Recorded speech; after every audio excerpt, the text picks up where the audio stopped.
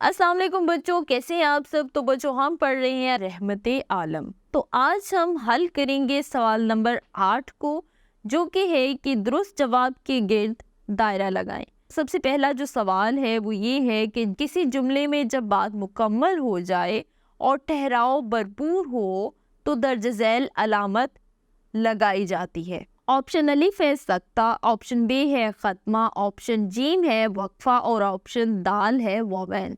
तो इसका जवाब क्या होगा बच्चों। हमने पढ़ा था कि जब किसी जुमले में बात मुकम्मल हो जाए और ठहराव भरपूर हो तो हम खत्मा का इस्तेमाल करते हैं। तो हम यहाँ पे क्या करेंगे, खत्मा के गिर्द दायरा लगा देंगे।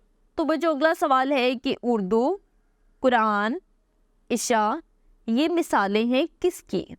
ऑप्शन नंबर 1 है इसमें मारफा की, ऑप्शन नंबर 2 है इसमें नकरा की, ऑप्शन नंबर 3 है इसमें आम की और ऑप्शन नंबर 4 है इसमें ज़मीर की। तो बच्चों हमने पढ़ा था कि इसमें मारफा जो है वो किसी ख़ास शख्स, जगह या चीज़ का नाम होता है। तो यहाँ पे उर्दू, कुरान और इशा ये सब ख़ास हैं।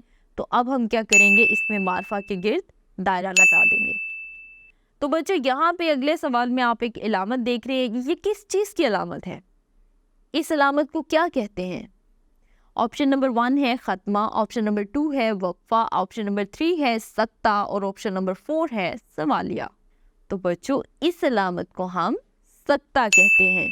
हमारे पास जो आखिरी सवाल है वो ये है, किसी भी आम चीज़, जगह या शख्स के नाम को क्या कहते हैं। अब आप सोच रहे होंगे कि ये क्वेश्चन तो बहुत ही ईजी है। तो बच्चों ऑप्शन नंबर 1 है इसमें ज़मीर, ऑप्शन नंबर 2 है इसमें मारफा, ऑप्शन नंबर 3 है इसमें ख़ास और ऑप्शन नंबर 4 है इसमें नकरा। तो बच्चों किसी भी ख़ास शख्स, चीज़ या जगह के नाम को तो हमने कहा था कि हम इसमें मारफा कहते हैं, और किसी आम शख्स, चीज़ या जगह के नाम को हम क्या कहेंगे, इसमें नकरा। Very good.